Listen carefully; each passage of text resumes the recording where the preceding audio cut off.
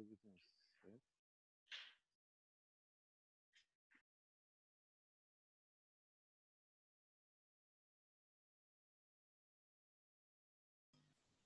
Good morning, everyone. Welcome to Spectrum Books Limited live webinar. My name is Joshua Oyedele, and I use this opportunity to welcome everyone on board, our panelists, and then the attendees. Those that are joining us from every part of the country, I say to you, welcome.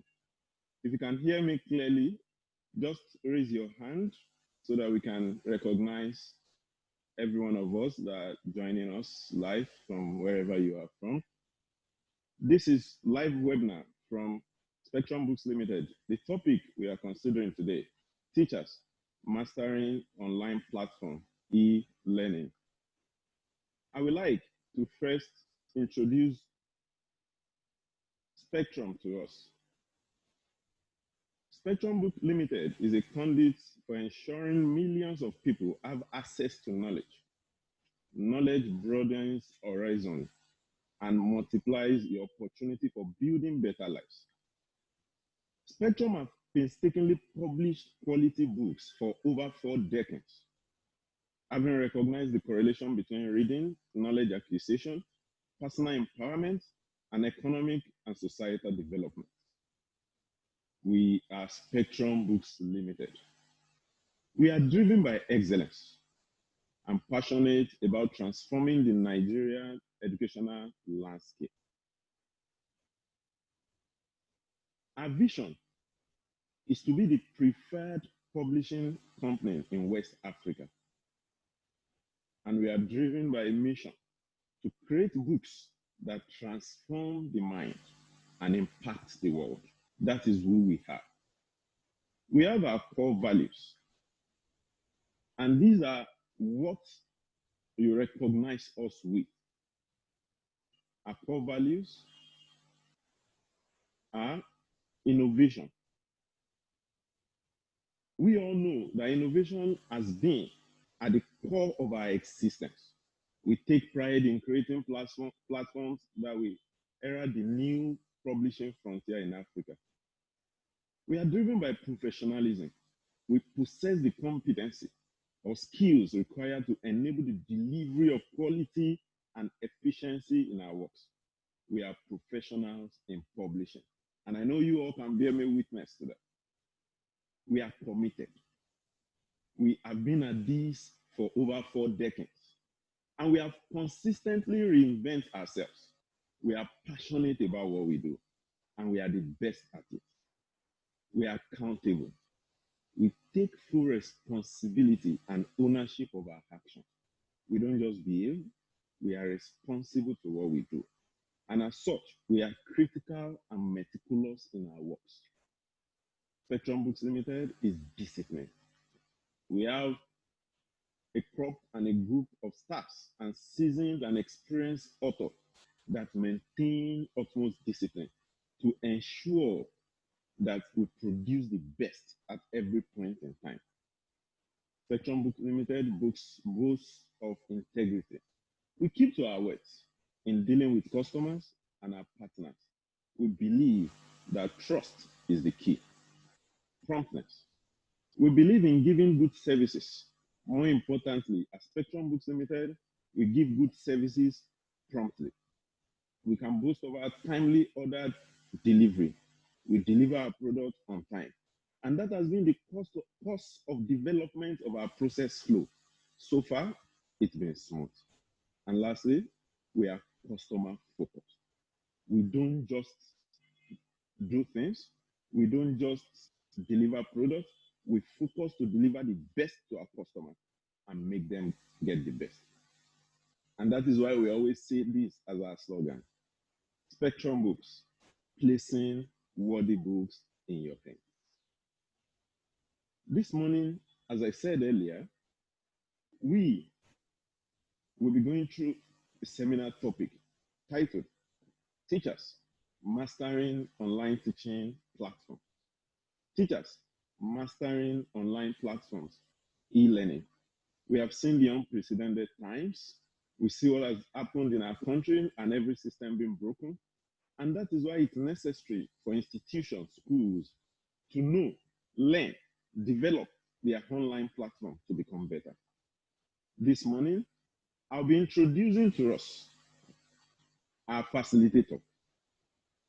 And before I allow them to come on board, I will be introducing first the person of Mr. Daniel Adeboye.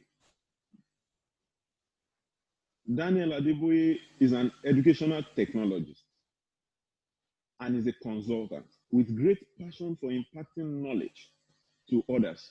He has great passion imparting knowledge to others. He has been doing that for over some years now, using IT and technological tools. His passion is to equip teachers with necessary technological skills they need to engage their students in this digital age by providing them with practical training. As a consultant that he is also a consultant with TriSting Edu Network. He also works with established and startup schools, providing consultancy needs and helping their teachers teach effectively with technology. Join me this morning as I welcome to our platform Mr. Daniel Adeboye.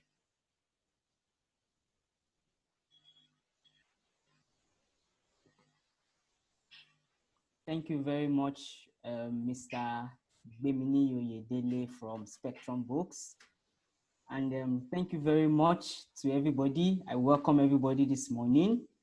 It's nice to see everybody here, and thank God for opportunity like this to interact with great educators online.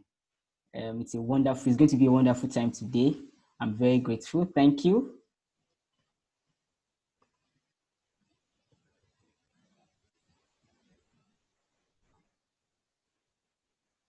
All right, can you all hear me? I want to be sure you can hear me. Can you hear me? All right, thank you very much. I guess the people can hear me.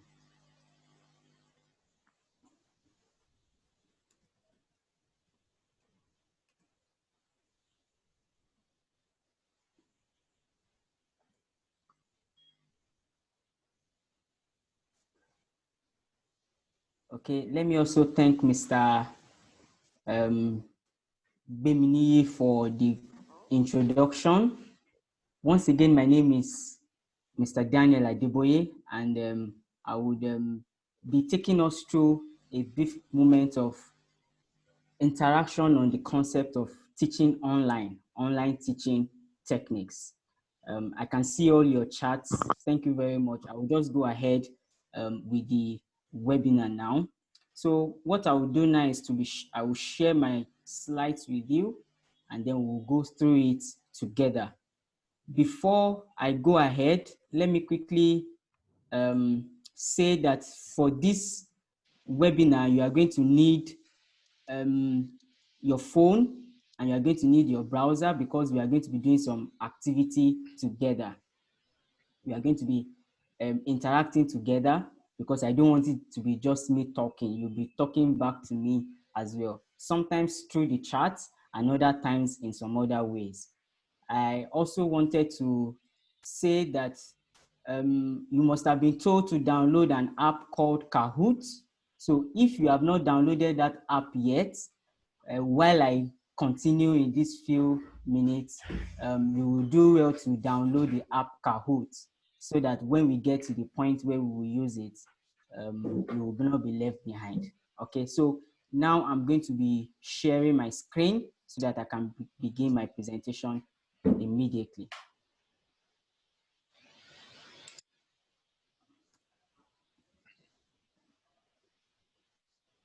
Sorry, just a minute.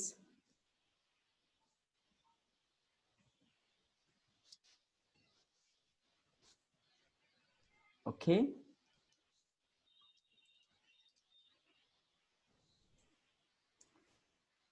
All right.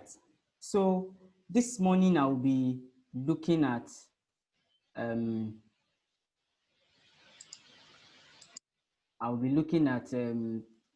mastering online teaching techniques, mastering online teaching techniques. And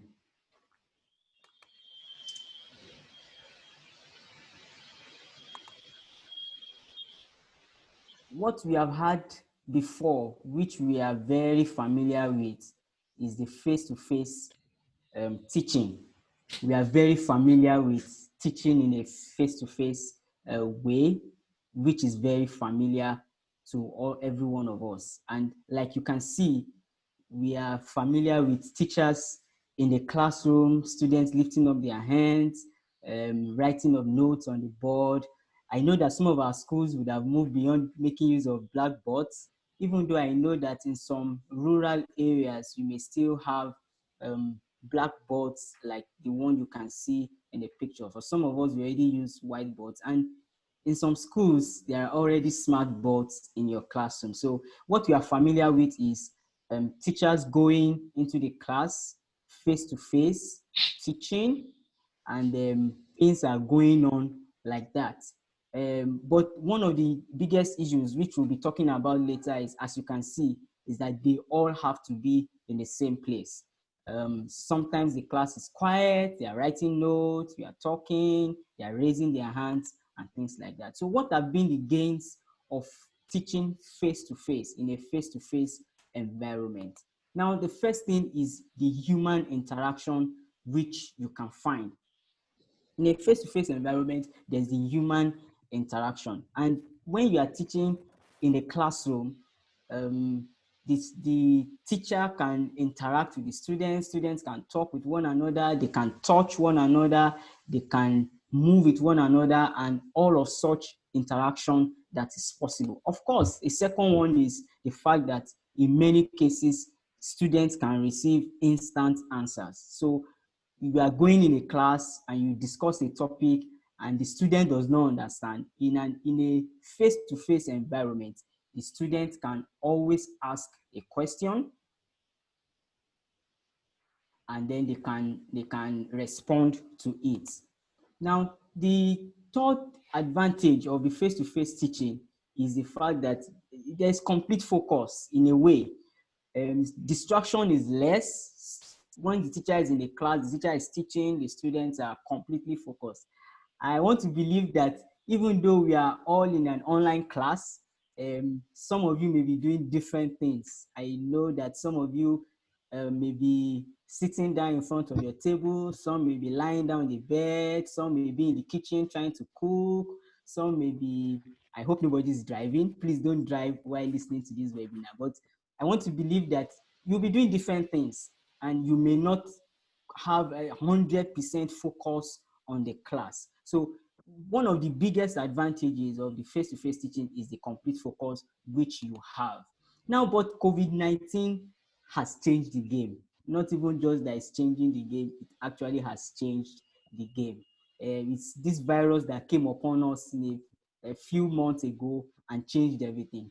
At first, we thought we could help the classroom by practicing social distancing in the class. We thought that if we ask students to sit apart and ask their teachers to stand apart, we will still go ahead with our teaching in the classroom. But we discovered that things have changed. Now, the reality is that COVID-19 didn't really cause the deficiencies in the education sector. Sometimes we think that it's the virus, it's the pandemic that changed everything and caused all the problems we have. No, the only thing is that it has revealed and made obvious what our state has always been. The truth of the matter is that the pandemic has only made obvious the things that we have always had problems with in the education sector. Now, so we are going to do our first activity, live activity. How has COVID-19 affected the education sector in Nigeria? So you pick up your phones, you talk to me. Pick up your phones, go to your browser. If you are on your browser, Chrome, Firefox, Safari, whichever browser you have, either on your system or on your smartphone. Go to polev.com.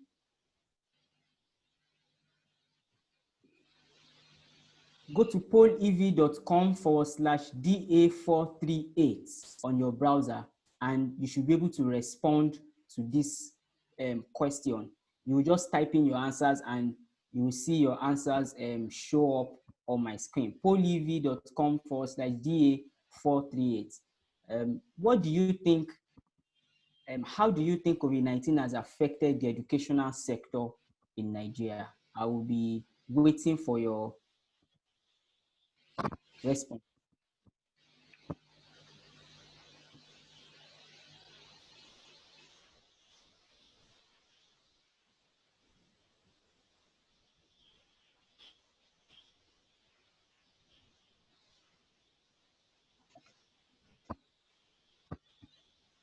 All right, I'm sharing the link in the chat button. So just go to that link that I have sent, pollev, POLLEV.com/DA438. Yes, I'm waiting. Oh, good. Thank you. I'm seeing my responses are coming in now. Schools have been shut. Yes. Yes. Thank you. Anybody else? I'll just wait a few minutes before I go ahead with my presentation. How do you think COVID-19 has affected the educational sector? Yes. Again, schools have been shut down. Yes. Thank you. I will still wait a few minutes for a few more. Okay, somebody says it has enabled us to realize the importance of online learning. Yes, learning has been affected. Yes, yes, our learning, the learning of students have been affected, and definitely it has enabled us to see the importance of learning online. And technology has come to stay. Oh, sure.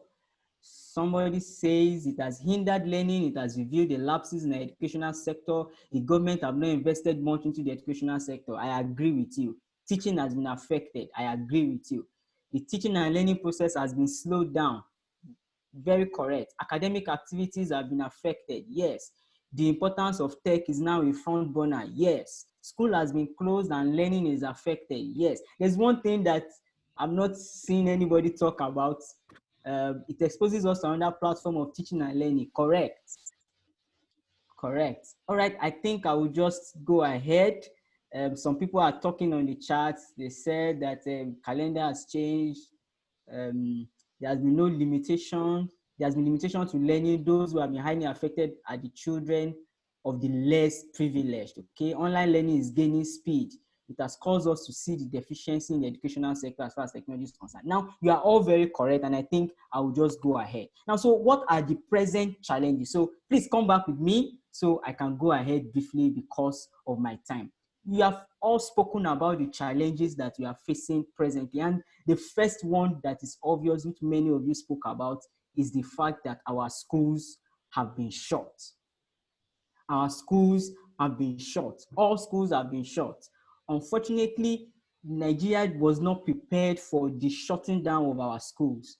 I remember 2 months or so ago, just before the lockdown began, I was reading the news, and as we saw the spread at which COVID-19 was going, schools outside the country, total districts organized by the government, shutting their teachers for 2 days, 3 days, teaching them and training them on how to teach online. I know that at that point, the government there recognized that a time is coming as we are going that the schools will be shut. So what they did was to gather their teachers together in schools, local government by local government, districts and states, and trained their teachers because they envisaged a time that schools was going to be completely shut. So that's the first challenge that has come up. And then, like somebody also said, learning has also stopped. Because schools are shut, most learning has stopped. And the reason is because for the bulk of the time before now, we have tied our learning to the four walls of the classroom. We have tied every kind of learning, and we said learning should not take place unless you come to a physical building. And we did not believe in any other way to learn. So learning has also stopped. Finally, is the fact that, of course, teachers are not being paid. And I've interacted with many teachers in this period. In the past 2 months, I've interacted with heads of schools and school owners, proprietors and proprietresses, and there's a lot of dilemma going on. Parents are saying, I cannot pay school fees because my child is not in school. My child is sitting there at home. I'm spending money, buying food, and doing everything I can do at home. My child is not in school. My child is not learning, so I cannot pay school fees.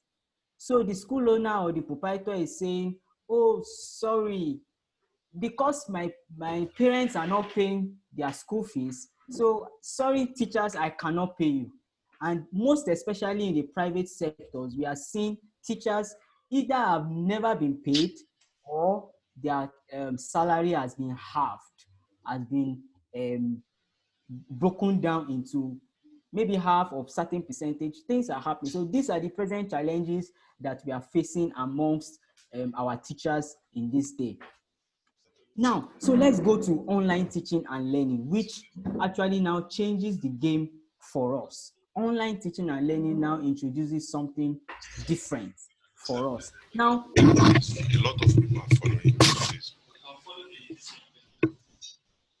what will be online teaching and learning? Let me attempt to define or show us the parameters of online teaching and learning. Or let me just ask, put in the chat for me, what do you think online teaching and learning will be like? Let me just have 3, 4, 5 people in the chat, please. In the chat, what do you think online teaching and learning is? Maybe just a few responses before I go ahead to explain that.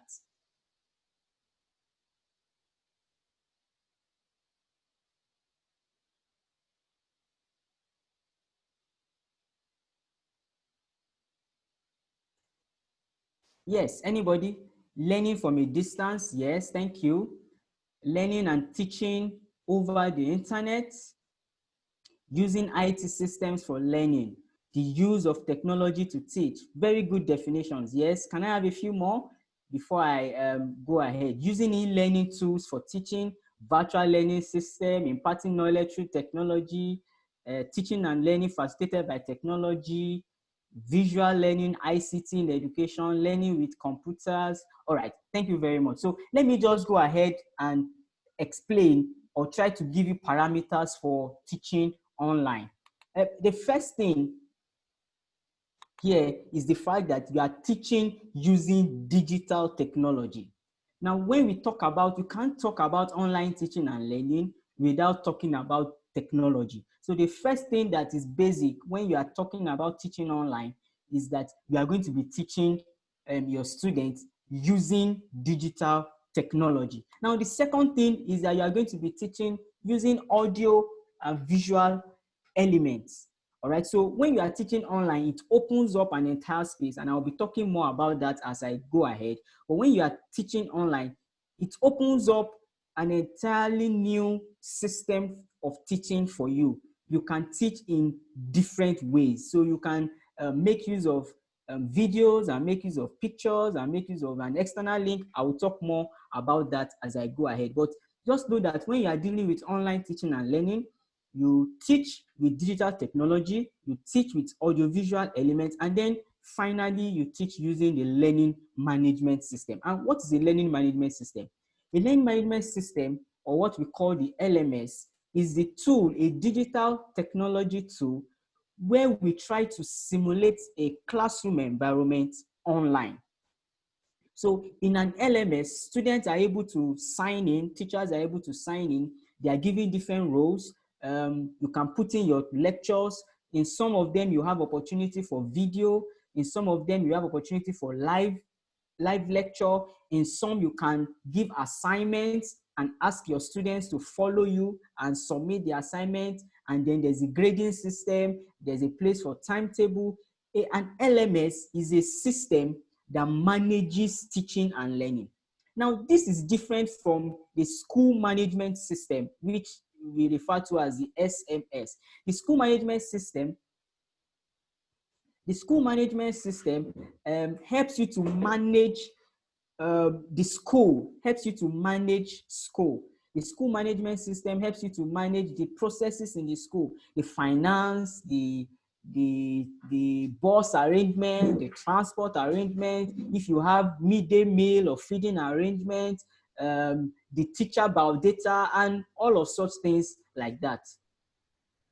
So the school management system enhances the processes in the school, while the learning management system enhances the teaching and learning process of the school. I hope you got that difference. So when you are teaching online, you need a learning management system and not just a school management system. Now, what are the advantages of teaching and learning online? Advantages of teaching and learning online. Several advantages.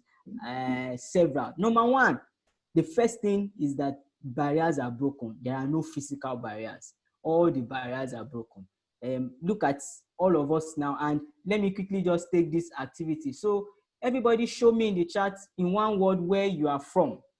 Just show me where you are from. Ibadan, Lagos, Abuja, Port Harcourt, Ekiti. Just type in one word for me where you are from. Ondo, yes, thank you. Lagos, Ibadan, Akure, Ogun State, Delta, Abuja, Akure, Ondo, Lagos, Edo, Kano, wow, Mowe, Ogun State, Osun, Akure, Abeokuta, Sokoto, wow, Ijebu-Ode, coming in so much. Katsina, Ogbomoso, Minna, Edo, Shomolu, everybody from everywhere. Ibafo, Lagos. Now, so even someone from Jigawa State. Now you discover that you online teaching like this has broken the barrier.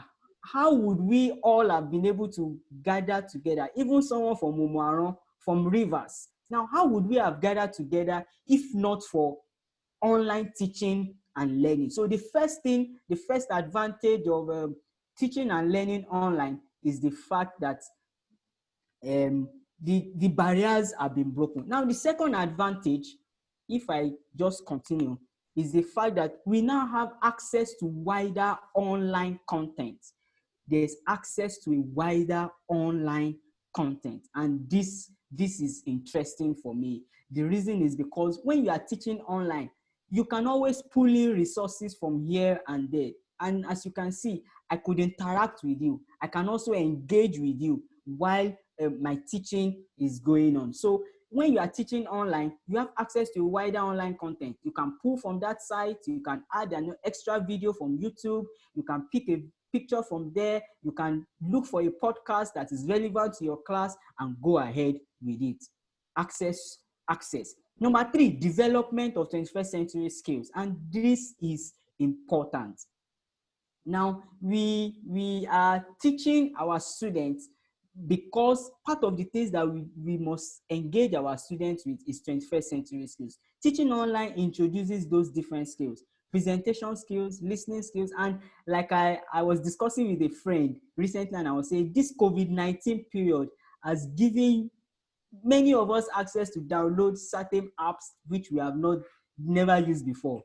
For some of us, this period is the first time you are downloading Zoom. Maybe you have downloaded Google Meet. Maybe in your school you've downloaded Google Classroom. Maybe you've downloaded a screen recorder. Maybe you have downloaded an animation app. We are learning skills. I was listening to Mommy Yinka Ogunde on Facebook yesterday, and she was asking what people have learned, and it's amazing seeing the amount of learning that has taken place online. The amount of learning that teachers have learned. Teachers say they have taken 7 courses, 12 courses. The online teaching and learning has opened the door for the development of 21st century skills.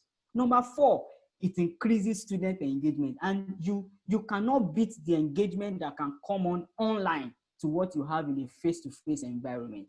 The engagement is much. As you can see here, there's so much engagement. Not only are you seeing my slides presenting the course, at the same time, you can interact with me, which increases your learning and your understanding. Number 5, it aids immediate and personalized feedback. Now, even though in a class-to-class setting, students have the opportunity of asking the teachers questions immediately, but I usually have, when we talk about feedback and assessments, for example, the students do not get immediate feedback. and they do not get personalized feedback. So I read a training sometime, I think last year, when I was dealing with assessment and technology, and I was talking about the feedback loop of assessment. Many times what we do is correction on the board. So we do a classwork or we give them assignment and we come back the following day to do assignments. Now, online with in the classroom with assignment, all we simply do is just write, this is the correct answer. Everybody pick the one you missed and copy the right answer. Now, the student does not know why he or she has missed the one he has missed. Now, but in an online environment, you can personalize the feedback and the students can get it almost immediately. There are different tools that helps you to achieve such kind of immediate and personalized feedback. Next one is I prepare students for the future. Of course, some people have said, many great scholars have said that it's our responsibility as teachers to prepare our students for the future and for jobs that do not yet exist in the future. Now, these are the days where you ask somebody, what are you doing now? They tell you social media analyst. What are you doing now? They tell you social media branding analyst. These are the days where you are having different kinds of responses and you are actually wondering, where are these jobs coming from?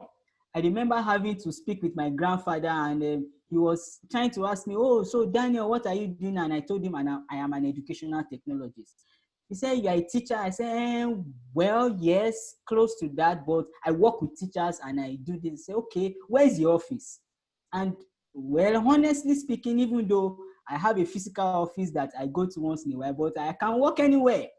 Just like I'm at home now and I'm doing this. So the future is changing and we need to prepare our students for that changing future. Online teaching and learning helps that. It also increases teacher employability. I know that this period is very difficult for several of us as teachers, but then when you have this kind of skills and you are able to teach and teach online, one of the advantages, you are employable. You increase your employability, and then as a school, you can attract new and keep old students. Of course, the private schools that have been able to run in this period will definitely attract new students, and they will be able to keep the students that they have. Now, let me run quickly because my time is no longer on my side. What are the components of teaching online? And I'm going to discuss, I think, 5 components. Number 1, content. You cannot talk about teaching online without talking about the kind of content that is suitable for an online teaching. Number 2, pedagogy. So I will be looking at pedagogy together, and I'll be looking at pedagogy together. I'll be looking at, the platform, the right platform that you can use when you want to teach online. So I'll be looking at assessment. How do you perform assessments online? And then finally, what are a few principles? There are several principles, but I'll just be touching a few principles when you are teaching online. So let me go ahead to the first one, content. Now, what kind of content can you have when you are teaching online? What kind of content? Number 1, text. As old-fashioned you may say as text may be, even though you may not write with pen, as you can see in the slide, but we still need to give our students some text. We still need to communicate to students using text online. So whether you are using a learning management system or you are using a social media platform, you will still need to communicate text to them. So please, when you are teaching online, give them text. Explain to them. Don't forget that they are going to need support. I will talk about that later, but you need to explain. You need to be explicit. You need to write your text. Don't use shorthand. Don't use abbreviations. Write your text in full. SMS, for example, would mean many things. SMS can be the text message, SMS can be school management system. SMS can mean something else in some other way. So don't use abbreviations as much as possible. Be as plain as possible. Number 2, images. Now, some people have said that there is a popular quote that says that a picture is worth 1,000 words. Now, I don't have so much time. I would have asked you to explain to me what you can see in the picture. Okay, so let me do it. I think I was told I have time. So talk to me, everybody. What do you have in the picture? What can you see in the picture? A puppy, a dog? Yes, thank you. More descriptions. Describe to me what you can see in the picture. Puppy, dog. Yes. Green grass, thank you. A puppy relaxing, thank you. Dog on the grass. A dog lying on the field. All right, a small dog resting and looking at something. Yes, definitely this dog is looking at something. An animal on a grass. A background, okay, a dog laying on a field. Now, this itself can become a lecture starter or a course starter. When you have a picture, it explains to you the different things that is available on in a class. So I could begin my class, for example, by just putting a picture up and asking my students to explain what that picture is all about. When you are teaching online, images are very, very good. Don't forget, we talked about using audio visual, so images are good. Number 3 is that you can make use of audio. Now, when you are teaching online with your content, you have opportunity to use audio. And let me tell you that there's great power in making use of audio, especially in this period where there's social distancing. Many of us, including our students, have been at home for quite a while. And when they are teaching, when you are teaching, for example, and they can hear your voice, it introduces some form of social, even though online. I know it's not the same as if they can touch you and hug you. And don't forget, even if we go back to school now, we are going to be restrained on our hugging. Some of our students love the hug. They love to be touched. They love to be shaken. Even some of us as teachers, we hug our students. Resuming back now, some of those things will no longer be possible because of social distancing. Now, online, making use of audio can bring back the social aspect, which would naturally have been lost if you were in a face-to-face environment. So the teacher can record audio. You can record podcasts, and there are several audio recording tools, podcast tools that are available online, and many of them for free. I'll be talking about that later, which you can use to transfer or pass across what you have inside of you to your students. Number 4 is that you can make use of games. Now, I'm sure some of us have heard of game-based learning and gamification and all of those terminologies which education technologies usually speak about. The summary of it is that when you are teaching online, you can make use of games. We are going to do a final activity at the end that will be a mixture of assessment and playing of games. It will be quite interesting for every one of us using Kahoot. I'm sure some of us have heard of Kahoot before, but you can teach using games. You can present your content in game format. And while I taught briefly in a primary school, this is one thing that I did. I kept my students looking forward to my class because they will play a game. Sometimes it's no more than 5 minutes. Sometimes I don't get to play the game, but the mere fact that they know that there is a 80% possibility that they'll play a game brings them to my class, keeps them active. They are following my class because my game is going to be based on the content that I have put up. So when you are teaching online, you can also teach using games. And then finally, definitely you can teach through using video. And let me see if I can attempt to play this video. This is a video I created.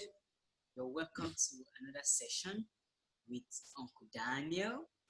Okay, and this time around we are going to be looking at I hope you can hear the sound.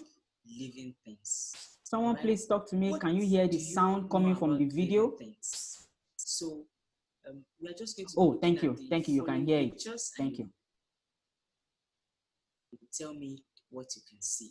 Cats. Look at it very well.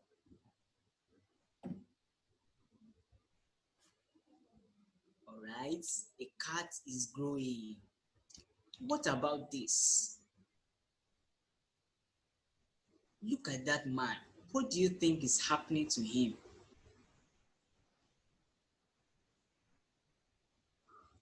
Okay, the man is breathing. Now you can see the girl is running, the cat is growing, and this man is breathing. Now you will discover that with seeing these three pictures and seeing these three people, you will discover that you are dealing with living things. That is what is common to all of these things. So what are living things? Living things is anything that has life, that can move and can grow. Do you understand that?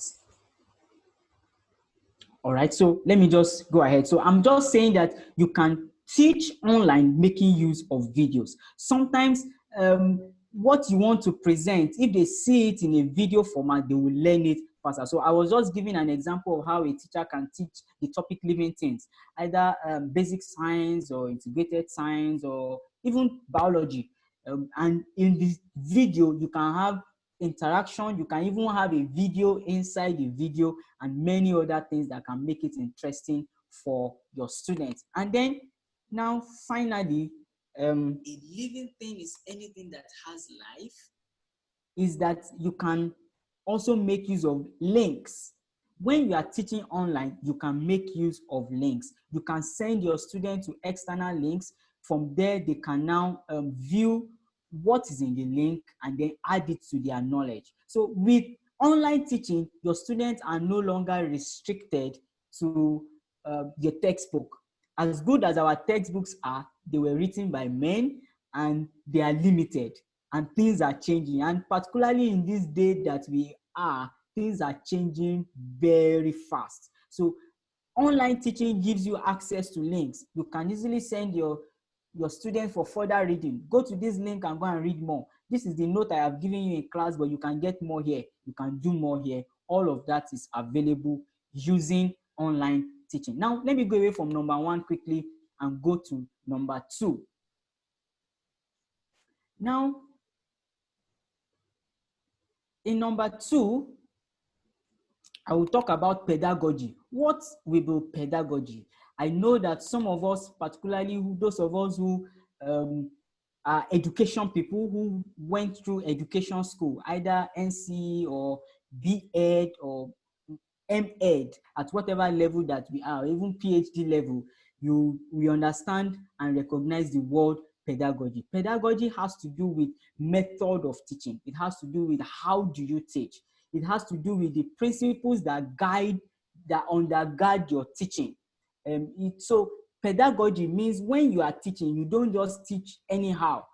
There is a way, there is a principle, there's something that guides the way you teach online. So pedagogy has to do with the method of teaching online. And I'll be introducing to you a particular pedagogy, which is called the activated classroom teaching pedagogy.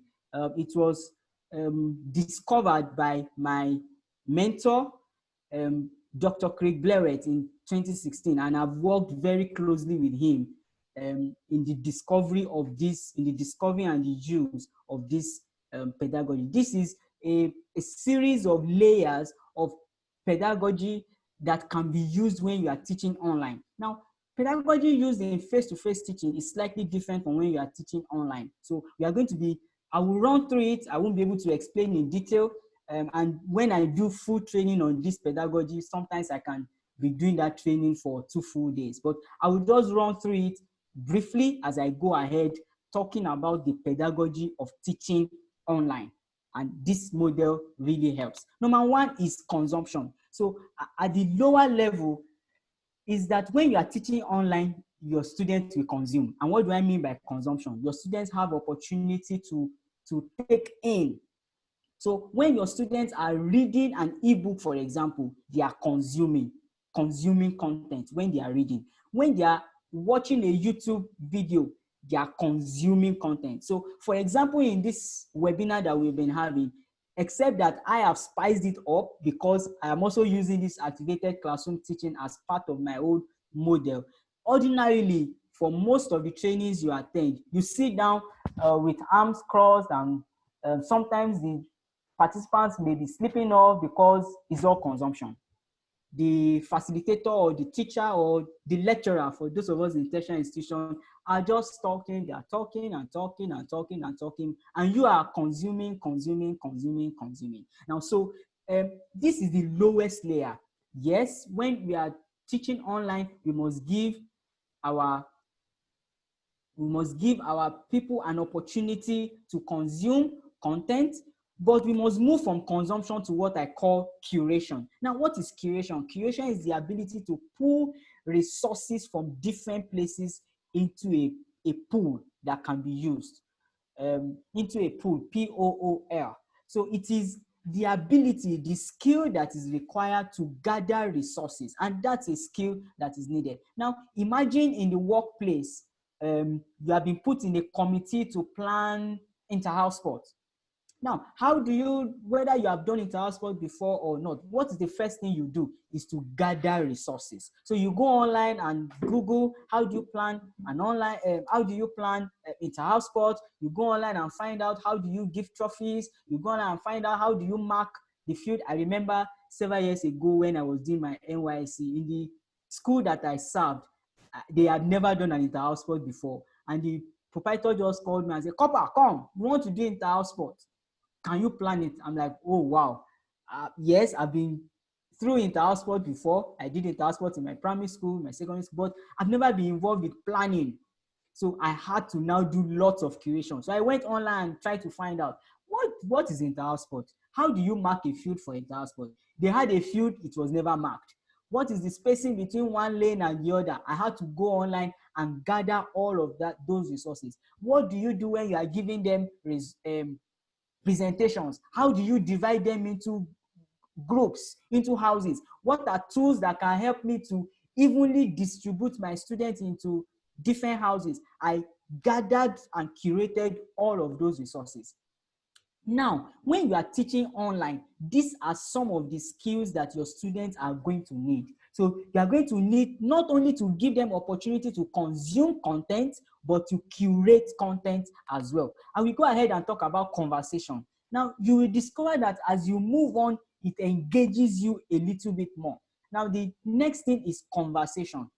Online teaching gives opportunity for students to have a discussion between themselves. So if I were in an online class with a learning management system, I could distribute my students into groups, put them in group A, group B, group C, and ask them to discuss. So there's collaboration taking place, there's conversation taking place, and learning happens in conversation. Why do you think so many people are attached to Facebook and Twitter and Instagram? It's because of the conversation. It's that somebody can like, somebody can share your post, somebody can add a comment to what you have done. It is the conversation that brings the learning. And so when you are teaching online, you should give your students opportunity to hold conversations amongst one another. Now, going ahead is the word correction. And when you talk about correction, it's not in the way with which we know it normally.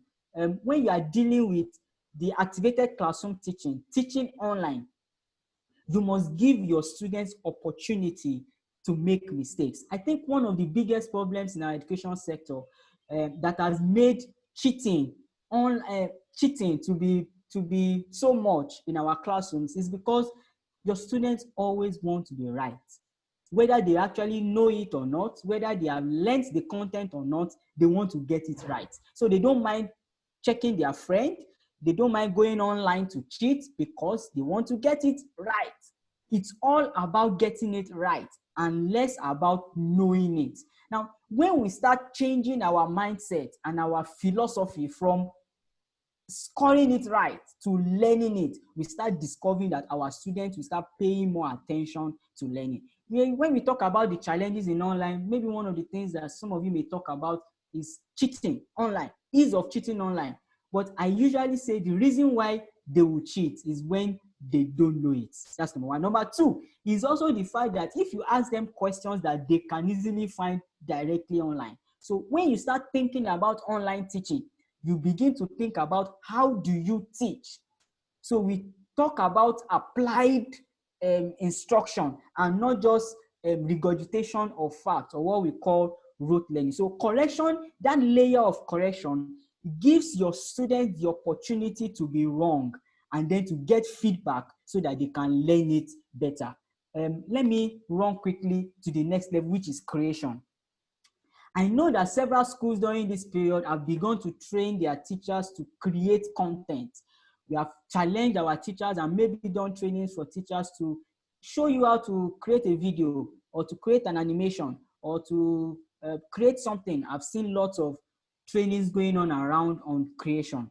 Now, not only should the teacher know how to create content, we must also engage our students in creating content as well. So at this level of creation, we have different things that the students can be made to create. So we can give them autonomy. I give you an assignment, for example, and instead of saying, write 2 paragraphs, 500 words, or a summary of so, I can ask them, for example, to show me or to explain to me in whichever form they want an understanding of the concept. So let me just give a practical example. So I'm teaching, let me say I'm teaching living things, for example. They have their textbook, but I'm teaching living things online. I can give them an assignment.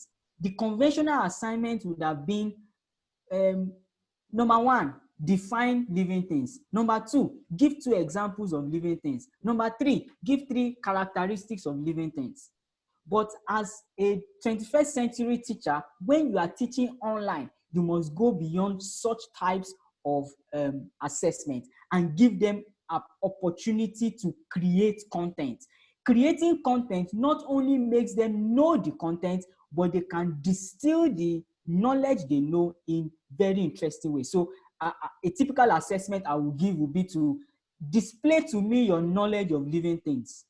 And now I can have a very brilliant student in that class going to their dog and taking a 2-minute video of how the dog is panting, of how the dog is running about, and create a documentary out of it using Microsoft PowerPoint.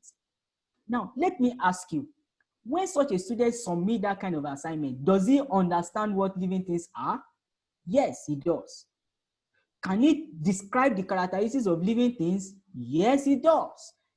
Sure, he knows examples of living things. That's why he could identify that a dog is an example of living things. But much more than that, he would have been tasked with the responsibility of creating a video or a documentary. And you will be surprised that several of our students have those skills. Even if they do not have it before, they will learn it and learn it in very little minutes in distilling that information for. So online teaching opens up that opportunity for you where you can require from your students to create content.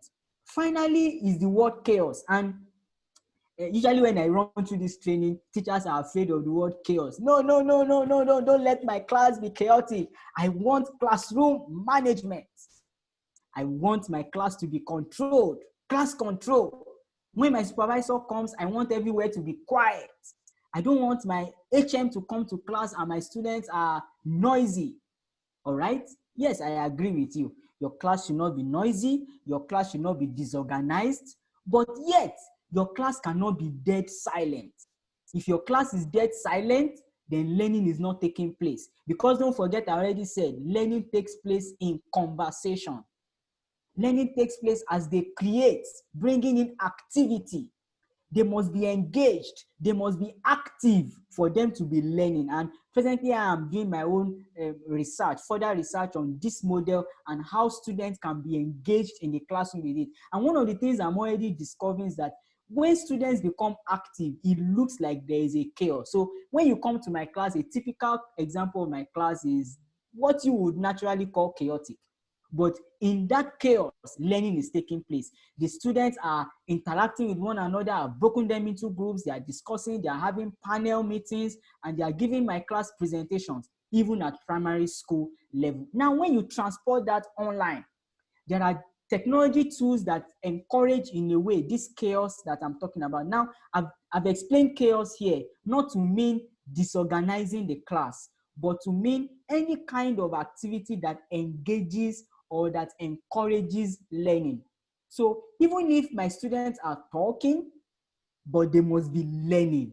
So I'm arranging the class. I can rearrange my class in such a way that it will encourage their rearrange my class in such a way that it will encourage their learning, it will encourage proper learning. That will be chaos. So this chaos online you can now make use of tools, different tools like mind mapping apps, like infographic apps, like video apps, different apps that are available online. So this will be all just in a few minutes about pedagogy. I will go ahead and talk about number 3, platform. Don't forget, we are still looking at the components of teaching online, and we are going to be talking about platform. Now, what platforms can we make use of when we are teaching online? I will distribute those platforms into two basic or two different groups of platforms. Number 1 is the social media platforms.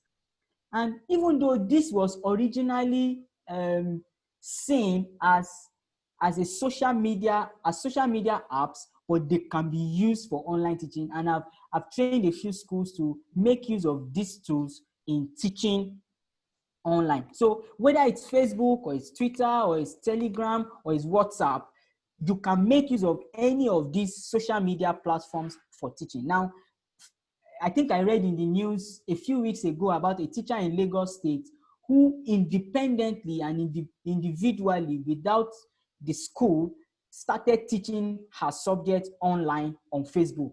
And she was recognized by the state governor, and many things happened. And I was quite impressed that even an individual teacher, without necessarily waiting for the school management, could take up online teaching with Facebook. The truth is, most of your students are already on these social media platforms, at least one of them, and teaching can go on. I know of another teacher who is teaching even in a government school this time, and who decided to make use of Telegram for his class. So he's teaching biology and he's teaching students on Telegram. And because of the capacities of Telegram as against WhatsApp, you can have many other control settings. You can make some admin at different levels, and then you can have many more students in your class. So Telegram is also a very good one. Twitter can also be used for online teaching. Now, the advantage of Twitter over any of these other ones is that you can now have input from students or teachers from all over the world. So you are discussing a subject or a topic using a hashtag. Now, anybody on the web can stumble on that hashtag and make contribution to your teaching, which now becomes richer for your students. So you can have your students learning from or learning together with other students from other countries of the world and other schools everywhere around, just with the use of hashtag, for those of us who are familiar with Twitter. So you can teach online using social media platforms. But like I already said, social media platforms do not have many more comprehensive tools. For example, quiz or assignment. In most of these, even though in Telegram you can have a quiz, in Facebook you may be able to have a poll, a quiz, but you cannot turn in assignment. You cannot do complex assessment. You cannot do a few other things. Yes, in Facebook you can do a live video. Even if you create a private Facebook group, you can do a live lecture on Facebook for your students, which is very wonderful. I know that WhatsApp has also introduced rooms, what they call the messenger rooms, which links with your Facebook Messenger, and you can also create a group there for your teaching. Now, all of this is possible, but for example, you cannot have gradebook system embedded in it. You cannot track individual record of students. Now, a more preferable side will be what I refer to as the learning management systems. Now, the learning management systems, like I explained before, is a system, digital tool that helps your teaching and learning online. And the first that we explain is Edmodo. I know some of us have heard of Edmodo. You can get it at edmodo.com. It's an online tool that can help you. Of course, some of us have heard of Google Classroom at classroom.google.com. It's also a learning management system. Number 3 is course networking, and you can find that as dcn.com. And then number 4 is Moodle. Now, there are several learning management systems that are available online, several of them, but these 4 are the most popular. Many are available, and many can be adopted to suit your own environment depending on what you want to achieve. But these 4, or the top 3, are the ones that you can use readily use at any time. All right, let me go ahead quickly to assessment, because I am looking at my time and I want to give opportunity for us to ask questions. So how do you perform assessment online? I will be looking at 3 tools that you can use to perform assessment online. The first one is Kahoot. Many of us are familiar with Kahoot, and some of us may be using it in our different schools. So Kahoot is an online assessment tool, and we'll be using Kahoot before the end of this webinar. At the end of this webinar, we'll be doing an activity making use of Kahoot. But Kahoot can be used, and they keep increasing the capacities. Each time I go into Kahoot, I see many new features that are available for online teaching, which you can use for Kahoot. Even when you resume in a face-to-face environment, you can still make use of Kahoot for your online assessment. Now with Kahoot, your students can go in, their names are recorded, they can submit their answers online, and you can download a report or the grade book from the assessment that they are giving. I will take you through a bit of that when we get to the end. Then you can make use of Google Forms or Microsoft Forms. Maybe a platform I should have spoken about, which I didn't talk about in the learning management system, is Microsoft Teams, which is new and is coming up now. Very good. I've had opportunity to interact with it briefly. So it's quite a good tool, Microsoft Teams. If you just go to teams.microsoft.com. Now, inside Microsoft Suite, you will also find forms there as well. So Google Forms is what I use. I prefer Google Forms because I'm a Google guy, and I'm involved with several of Google tools that I can use for teaching. Google Docs, Google Sheets, Google Classroom, Google Calendar, Google Drive, they all work together, including Google Forms. So Google Forms can be used for assessments online. And it's one of the tools, many great capacities and capabilities, even with the use of add-ons, which you can attach to Google Forms, can help you to increase it will help you to increase your training as much as possible.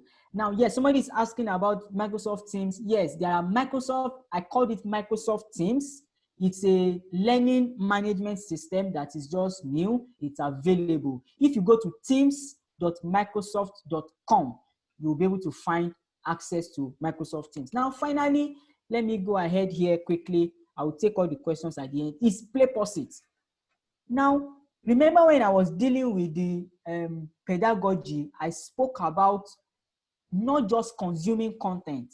Many of what we have today is that you just bring a YouTube video to the classroom, and your students, and if it is worse, your students are watching a video, maybe online or face-to-face, for 30 minutes. Now, 30 minutes is obviously long. When you are using a video during a class, the video should not be longer than a maximum of 5 minutes. If at the very worst, very worst, 10 minutes is not recommended. But now, PlayPosit changes the game for you. What PlayPosit does is that it gives you the opportunity of inputting assessment within the video. So when you are giving your students video to watch, so let me give an example. I want to teach photosynthesis next week, or I want to, yes, let me just take photosynthesis, or I want to teach economics, a topic in economics next week. So what I can do is that today is Friday or today is Thursday, I can send a video home to my student and say, watch that video before you come to class on Monday. When you come to class on Monday, we will discuss the class.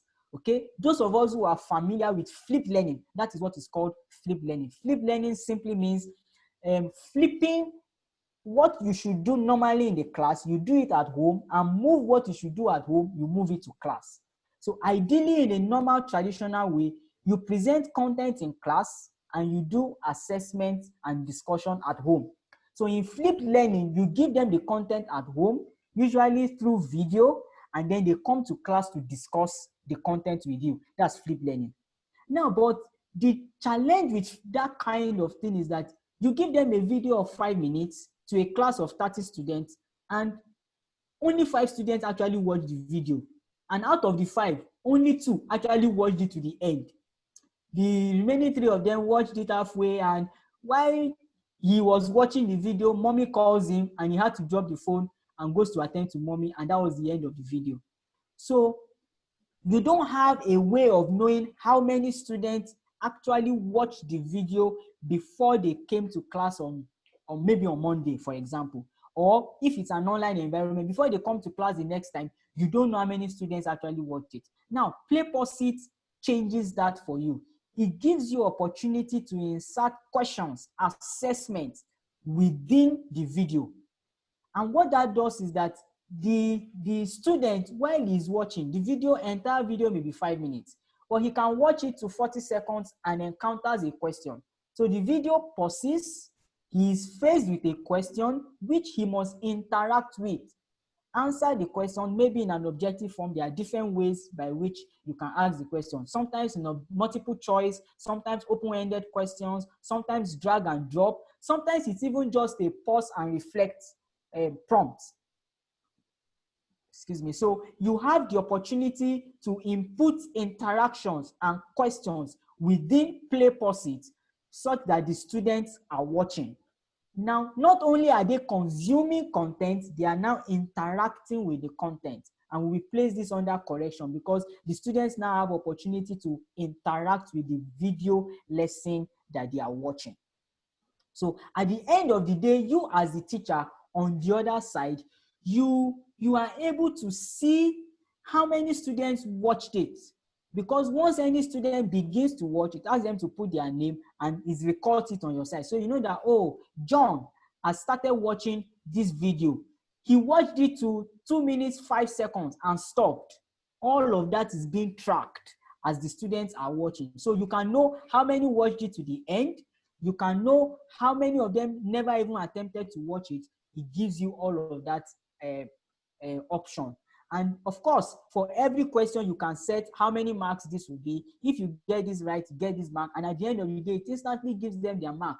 Oh, you have watched this video and your mark is 5 out of 5 or 3 out of 5 based on what metrics or what rubric you have put in between the video. So PlayPosit is a very fantastic tool. It changes the game from just consumption and makes it at least correction where your students can interact with the video. Let me go ahead to number 5. Now, number 5, I will be dealing with the principles of teaching online. So what are the principles of teaching online? And at this point, there are several principles which I could talk about. Some of them I've been talking about them, and let me just highlight a few of them again at this point before we go ahead. I know that maybe when the questions begin to come, I may still be forced to talk a little more about these principles. But number 1 is content. Now, when you are teaching online, please make use of different content types. I have said this before. It is not, you are reducing the power of teaching online if you are teaching online with just text. If all that we see is you go and copy 2 paragraphs from one website and dump it on in your WhatsApp group, for example, or in your learning management system, and you say the students should read it. No, you have not done anything. Actually, you could simply have copied the link, and in one line, they can click that link and go and read up much more than you want them to read up. So when you are teaching online, make use of the power of content. make use of the power of video, make use of the power of games, and some of those things are not difficult. If you just Google online and go to appropriate educational games to teach photosynthesis, you will see examples, you will see flashcards, you will see different kinds of games available online. Some of these things are available even for free for you, which you can always use when you are working. Now, so number 2, I wrote there pedagogy. Now, when you are teaching online, you need to think about the pedagogy you are going to follow while teaching online. You cannot just teach anyhow and expect to get the best of results. And when we start dealing with the challenges, one of the challenges that people normally talk about is the fact that it introduces distraction. Our students are distracted when they are teaching, when they are learning online, and it makes students fail. Students can fail a little more. The reason is because your teaching online is not being guided by a specific pedagogy. So when you are teaching online, you need a pedagogy. You need to follow a specific pedagogy. And like I said, I already recommended the activated classroom teaching pedagogy, which helps you to teach online. When you understand that pedagogy well, you can change your teaching online and it helps your students to learn better. Number 3 is to be able to discover and determine the kind of teaching platform which you want to use. So depending on your environment, depending on the place that you are, I know that in this COVID-19 period, I've worked with schools where they decided to just stick to WhatsApp for their teaching. I say, okay, I teach you, I train you how to create videos. You make use of WhatsApp. You collect the parents' number, put them in WhatsApp groups, and make use of WhatsApp. All right. While this is possible, it has limitations. But at least it's better than not doing anything at all. So as a school owner listening to me, or as a teacher listening to me, and you want to transit to online teaching, you need to determine what teaching platform you want to use. Where are my students? Are my students on Facebook? Can I create a closed Facebook group and invite them to it and make use of the power of Facebook? Or do I have capacity to move them to Google Classroom or to Edmodo or to Microsoft Teams or to any of those other platforms that are available? So you need to determine what you want to use. Now, let me go ahead and talk about planning. Now, you need to plan your online school. Let me quickly say to you that teaching online is different from teaching face-to-face. In an online class, when your students are in the class, you can keep everybody, how do I say this? You can pull everybody's attention to you in 5 seconds. Everybody, can you sit down and look at me, look at the board? And in 5 seconds, your class is seated and looking at you. You cannot do that online. Online, sometimes it can take up to 5 minutes, sometimes 10 minutes for your students to settle in. And when they settle in, they are chatting with their friends first. They are greeting their friends. Now, greeting face-to-face takes less time than greeting online. So you need to plan your online schooling. In a face-to-face environment, you probably used to have 40 minutes per period. Online, you cannot have 40 minutes. You need to increase the time. You need to determine your schedule. So you cannot just transport your offline timetable into your online school. No, you need to plan it. You need to determine how many subjects they are going to do online. You need to determine which students are going to come in. Are we going to bring in all the students from the very, very lower class, or just a few students with teachers? And let me speak about having office hours. You need to plan this as part of your online school. Are they going to have office hours? Teachers now, I mean. Because in a face-to-face environment, your students can walk into the class staff room and discuss with the teacher. But online, there is no staff room. So, but we can create what we call office hours. So a teacher can say, my class is between 8 and 10. Between 10 and 11, I will be available in my online office for any quick questions. So you can reach me on this channel, maybe reach me on WhatsApp, or reach me on Telegram, or reach me on Facebook, direct message, or reach me here. For the next 1 hour, anything you ask me, I'll be ready to respond to you within that time.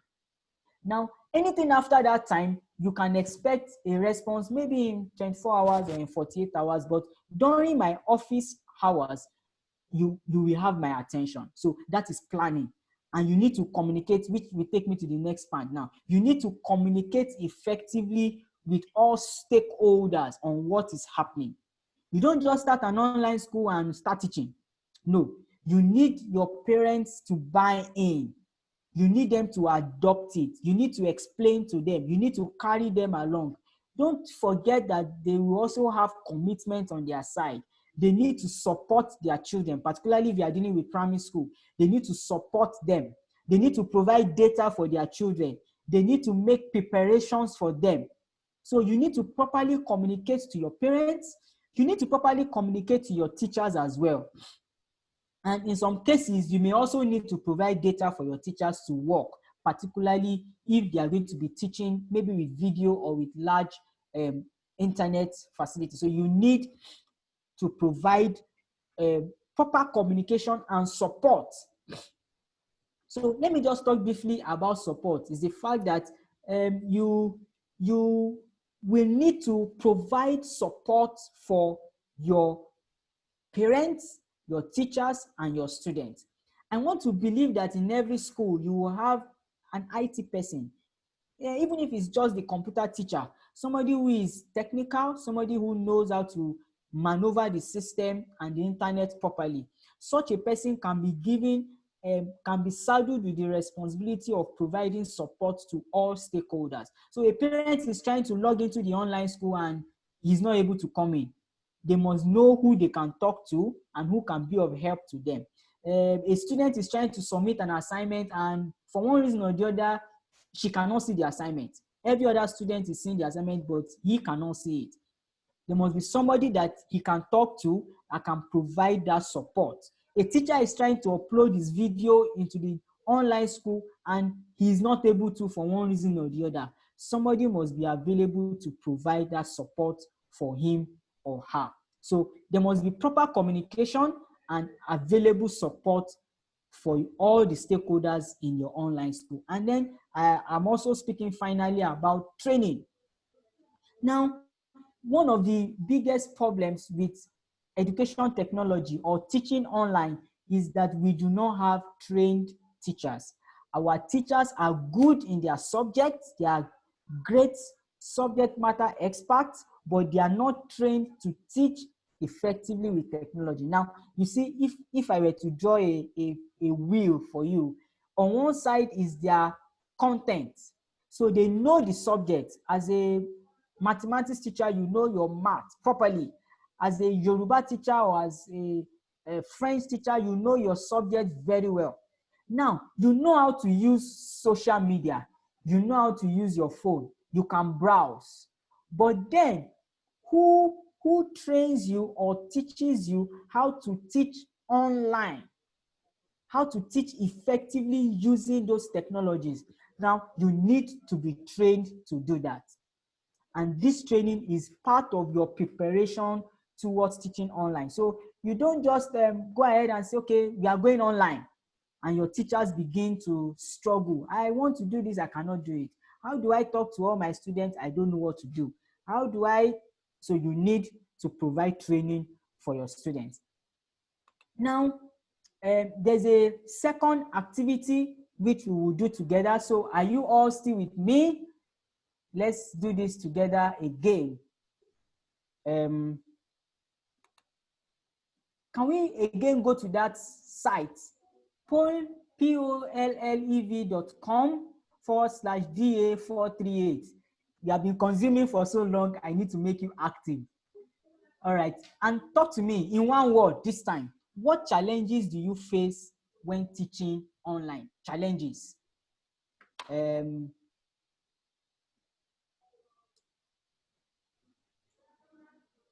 So challenges.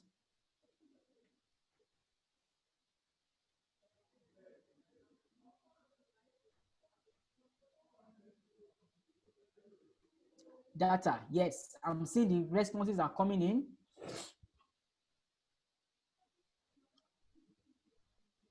Network. Okay. Now, please just put one word, just one word, one word, one word, please. Network, skill, data. Yes. Technical support, skills, data. Data is the biggest. Yes, more responses, more responses, more responses. Please don't respond on the chat. Please go to the site and respond. It will help to build the word cloud. You know, we are building a word cloud. We are going to see the biggest challenges that we face online. Yes, please go to the tool online, polev.com/DA438 and put in your word there. One word, please. All right, I've been told to give you more time to respond. So I'm waiting. I'm waiting. Yes, data, support, gadgets, network, focus, technical support, skill, electricity. I can see electricity there. Availability, gadgets. All right. Yes, network, data, parents, technical, problem, distraction. Yes, I can see a word there, distraction. All right. One word answers, please. One word. Please don't type long sentences. Just one word. Just one word. Yes, I'm seeing them. So as we can see, data and network is the highest. Method of teaching. Yes. Electricity. Any more? Any more? Yes. Yes, it's getting interesting. But as you can see, we are having more of network and data marking. All right. Maybe somebody is thinking you cannot mark properly online. All right. I already said that there will be assessment tools online. Yes. Many more. I think I can go ahead. Can I go ahead with this now? I'm seeing cooperation, parents, distraction, network. All right. Now, so these are the various challenges that you will face either as a teacher or even our students when you are teaching online. So let me now go ahead and pick a few of these which I have already itemized, which we'll talk about. Even though I may not discuss your own particular challenge, since I have seen it now, I can just go into it as I go ahead from here.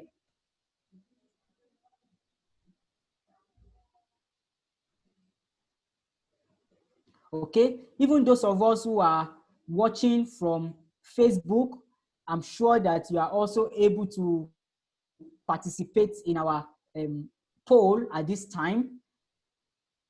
So let me just give maybe a few more seconds.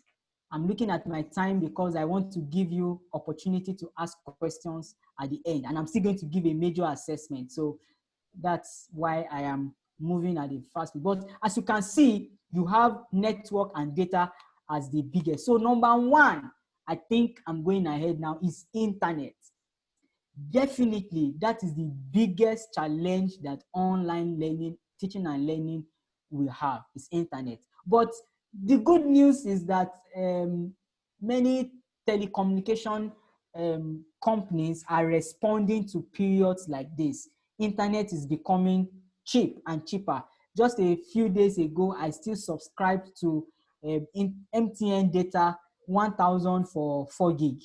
And we are having such data, whether it's in Glo or it's in Airtel or any of those different telecommunications. They are making internet available and easy.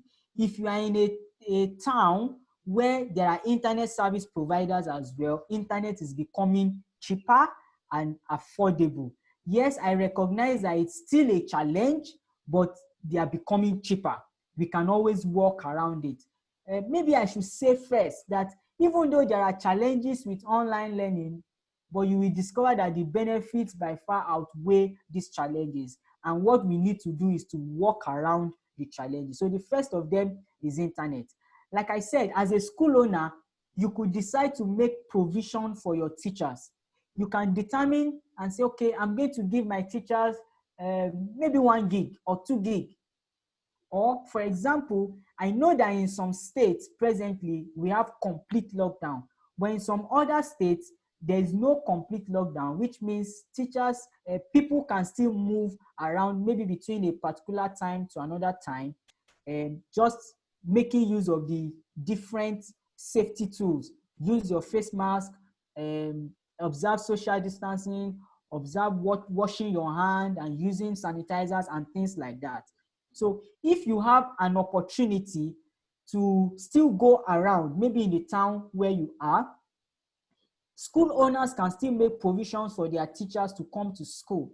What you could do is to divide them into groups. One group come on Monday, another group come on Tuesday, another group come on Wednesday, or another group come between 8 to 11, another group resumes at 11 to 1 or to 2.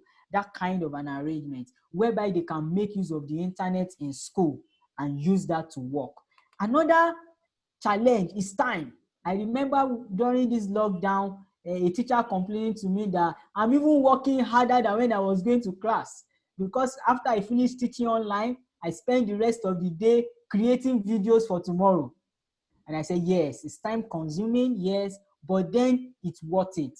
It's more interesting. Yes, you may spend more time, but the beauty is that as you get to do it, the more you do it, the less time you spend. At the beginning, it may take you so long a time creating content, but over time, you will suddenly discover that the time it takes for you to develop your content will keep coming down as you get proficient with it. So yes, time can be a challenge, but definitely you can work around it. Number 3, which I spoke about, is adoption. And I know that some environments may find this. This is one reason why many school owners are afraid to take the leap to online school. They say, my parents will never accept. And some people will say, my place is in a rural area. Our children they cannot even have WhatsApp. They don't have a good phone. I know that the issue of adoption can be a challenge, but I still again want to encourage you. First of all, reach out to them and give them reasons to participate in it. One of the things is the fact that those students are at home doing nothing, and by this time, some parents are already getting tired. They're already wondering, for how long is my child going to be at home just sitting down and doing nothing? Very soon we'll cross into June. The third term is finishing already, and many things are on hold, particularly for our students. So I know that if you start engaging your parents, if you start having conversations and discussions with them, you will see that the adoption will continue. I think the biggest issue with adoption is communication. Clear communication. Let the parents know what to expect. Let them have a guide that they can follow. Let them have somebody that can provide support at any time when they do not know how to go ahead. So adoption can also be a challenge. Another challenge that you can have is support, which I've spoken about also, is that you should bring support to your student. Provide support for your parents, provide support for your students, provide support for your teachers. Sometimes even the teachers themselves, they need support. They need to be trained. They need to be helped. Sometimes they get stuck and they do not know how to handle it. They need the support. So you should be able to provide support for your stakeholders at every level.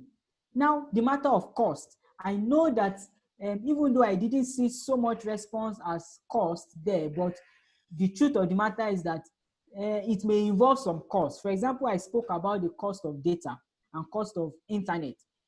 Even though it's affordable, it's not free. Now, some of the online tools that are available, many of them are free. Excuse me, many of them are free, or at least what we call the freemium, which means that they have basic features for free and then advanced features for which you need to pay for. So for example, you want to make use of live video lecture and you want to use Zoom, for example. Now, you can use Zoom for free, but the free part of Zoom is only, and the free part of Zoom has a 40-minute time limit. So if you are holding your lectures on Zoom, it means that after 40 minutes, your class must end. Now that's a limitation. So it's available for free, but only for 40 minutes. And at that, even at that level, only 100 students can come in. But if you want more time and you want support for more students, then you need to pay for that, that capacity or that functionality. So some of the learning management systems have such caveats where they provide a bit for you for free, which is usable, and then if you want much more, then you can arrange with them, pay for it, and get more. Now, but the bigger cost which you may need to invest in, and for me, it's just an investment which you may need to invest, is the cost of training your staff. You cannot, I do not encourage you to venture into online teaching without proper training for your staff. At least if you want them to start creating videos, someone must train them to create videos. How do you create videos? Either with your system or with your mobile phone. If you want them to make use of a learning management system, someone should train them to move around in the learning management system. So you are going to need, that cost is there. So, and depending on who you turn to and where you are, the cost will vary per time. But definitely there will be some cost. And for me, it's an investment. If you invest in it, you will get the yields and the benefits which we already spoke about. Finally, is this online etiquette. You know that before now, in the face-to-face environment, our students have a face. So when you see somebody in the class, you know his name, you know his age. As a class teacher, you know his name, you know his age. You may even know where he lives, you know his parents, you know everything about the child. But online now, if I look at the participant list now as my online student in this class, I don't know you. I don't know the name I can see there. I don't know if it's your real name or it's a nickname.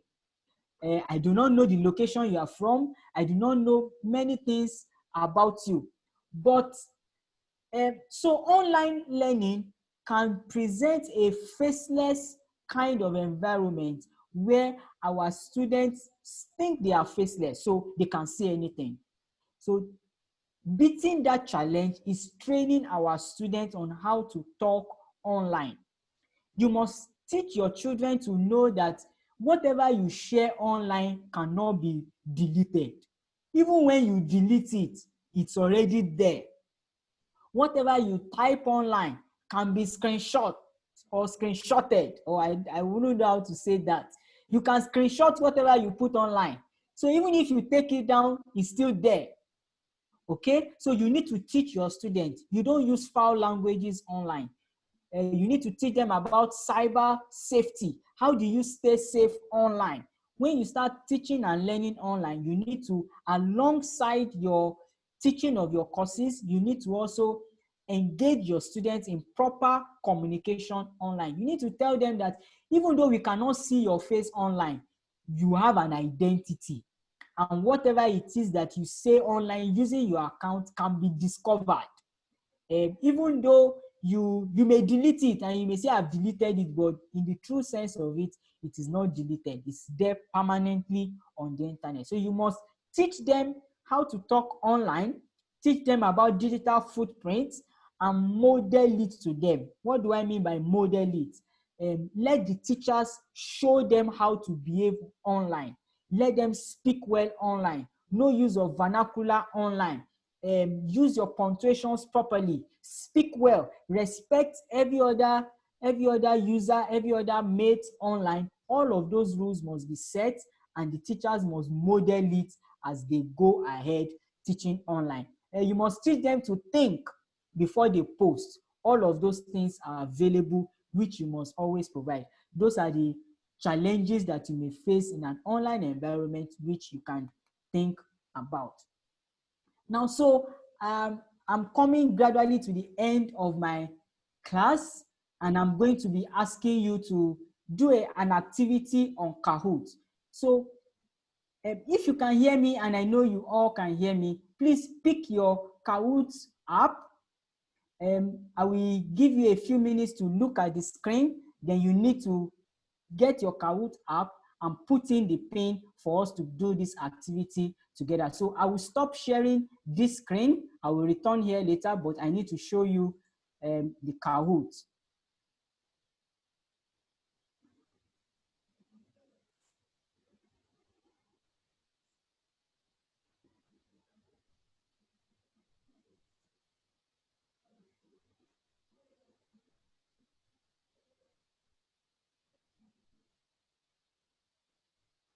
All right.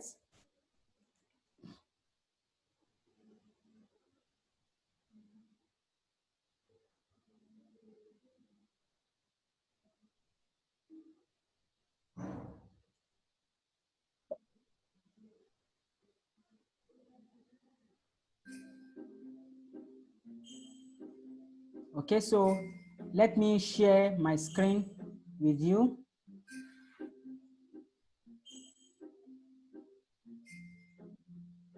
Okay, so as you all can see, I'm going to ask you to open your Kahoot app. I'm dropping the volume intentionally so that you can hear me. So open your Kahoot app and type in this game pin 2339053. Good. Tochukwu is in. You will see yourself coming in. I will just wait a little more.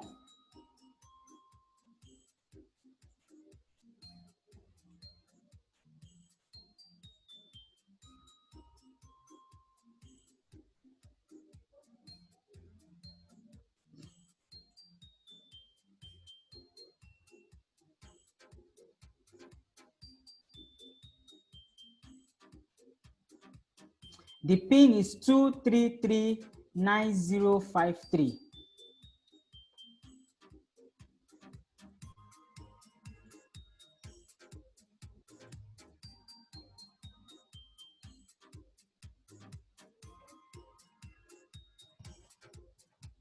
Two 3399053. That's the game pin. Now, I do not know how many players Kahoot can take live, but let's keep going and let's see as many as you can come in. I already have 21 players. If you are watching on Facebook as well, you can join us. Open your Kahoot app. If you are viewing from a system, you can just go to www.kahoot.it.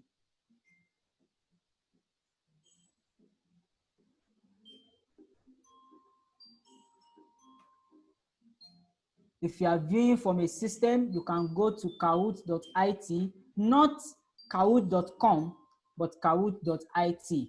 If you are on the app, just type in the game pin 2339053. Let me wait a bit since we are many.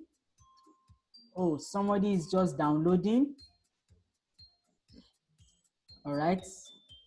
I will still wait a bit because of those joining in on Facebook or from every other place.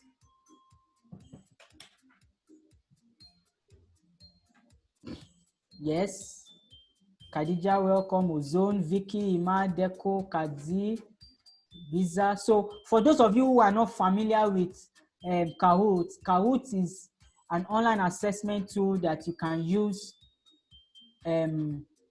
online, and you can use it to do assessments. You can even give them homework using Kahoot, which you will just give them the code and they can work from home. Okay. How do I join? If you're on your device or if you're on the laptop, you go to kahoot.it.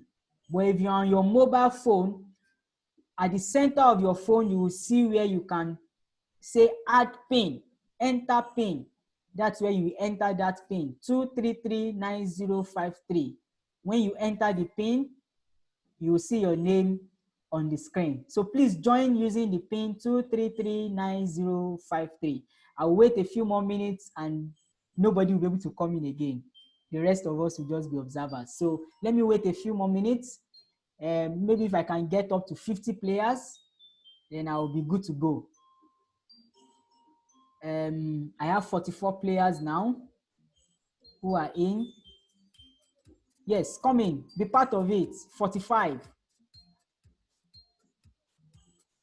46.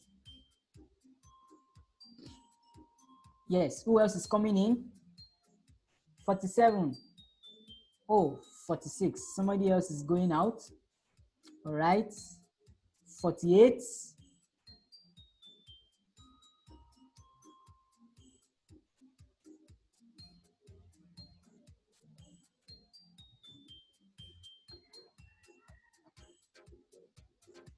No, don't try to create an account. If you are creating an account, that's where it's asking you whether you're a student or a teacher. Don't create an account for now. Just come in as a student. Once you open the app, at the center of the app, you will see put game pin.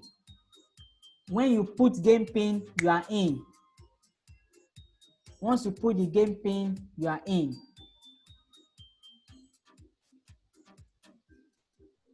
Once you put the game pin, you are in. I don't want to wait again because my time is running so that you can have opportunity to ask questions. I think I will just go ahead.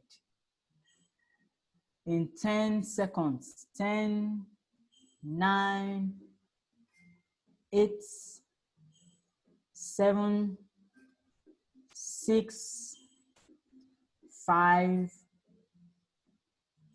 4, 3, 2, 1. Yes, put a nickname, put a nickname. I'm waiting for you, Ibekwe. Put a nickname. You are already in, so just put a nickname so that you can get in. Are you in?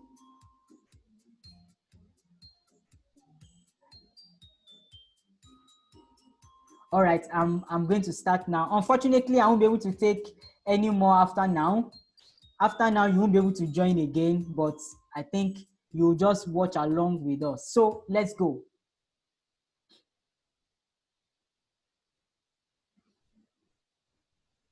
Now, the first question says, which of the following is not an advantage of online teaching? So on your device, you are going to see the answer. Pick either it is triangle red, diamond blue, circle yellow, green, square, and your time is counting down.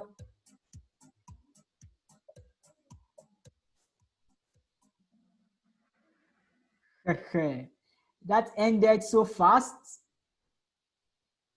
All right, now I know that some of us who are participating for the first time, you may not know how to use this, but as we go ahead, we would learn it. So let me just explain again how it works. Now, the question says, which of the following is not an advantage of online teaching?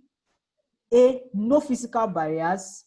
B, total focus on content, wider online content, development of 21st century skills. So how does Kahoot work? You are going to see the question on your screen, and then you are going to see the answers on your phone. You will, if you look at your phone, you will see the 4 answers. I hope you can all hear me. You will see the 4 answers on your phone. You will see the shape and the color, shape and color, shape and color. So you will look up to the screen, see the question, and check your device and select the answer from your device. Now, that is how Kahoot works. Okay, yes, you can hear me. So you would simply look at the screen, look at the question on the screen, look at your device and pick the correct answer, what you think is the correct answer on your device. within the limited time that you have. For every question that I have put here, you have a time limit of 20 seconds to work out those questions. So you must be able to look at the question, determine what the answer will be, and pick the answer from your device. So let's go ahead to explain this first question, which is what I would refer to as feedback when you are using an online tool. So which of the following is not an advantage of online teaching? No physical barriers. Yes, no physical barriers is an example, is an advantage. Now, wider online content is an advantage of online teaching. Development of 21st century skills is an advantage of online teaching. But total focus on content is not an advantage, because in an online environment, you can have your students sometimes being distracted, going from one place to another. So this is not an advantage of online teaching, which is the correct answer. Okay, can I go ahead now? Let me go ahead to the next question. Everybody get ready. The next question is coming up now. Okay, so I have my leaderboard. Ige is on top, and that's my leaderboard. All right, can we go? True or false? COVID-19 has caused all education problems in education. True or false? COVID-19 has caused all education problems in education. True or false?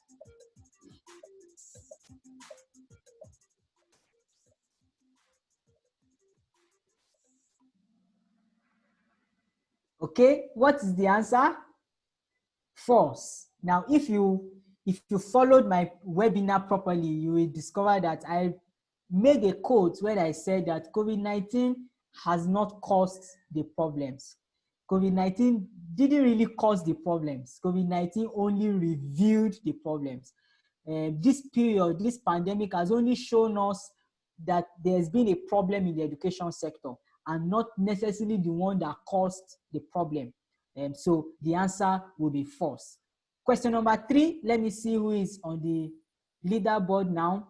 Map, congratulations, you're on top, followed by Happiness, followed by Philip Top, then Star1 and Kemi. Congratulations to the 5 of you, you're on top of my leaderboard. Now, Felista Ngozi has gone up 56 places, is the highest climber. Well done, congratulations. Can I go on to question number 3? Which of the following is a current challenge of the COVID-19 pandemic to education? Current challenge. Social distancing, schools have been shut, learning has generally stopped, students must wear face masks. Which is the current challenge?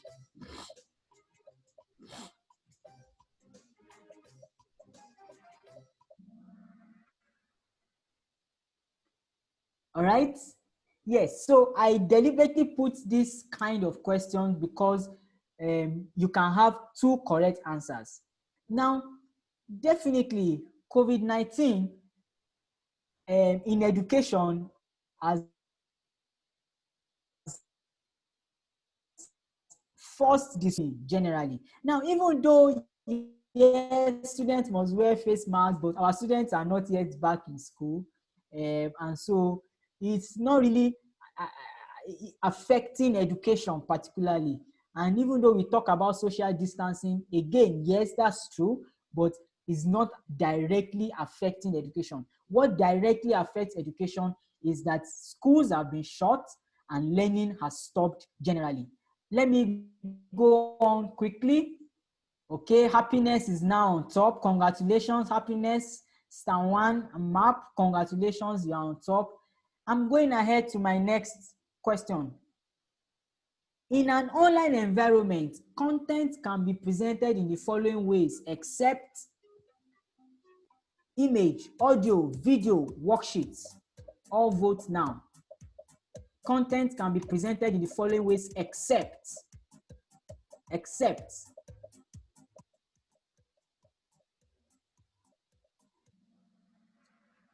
All right.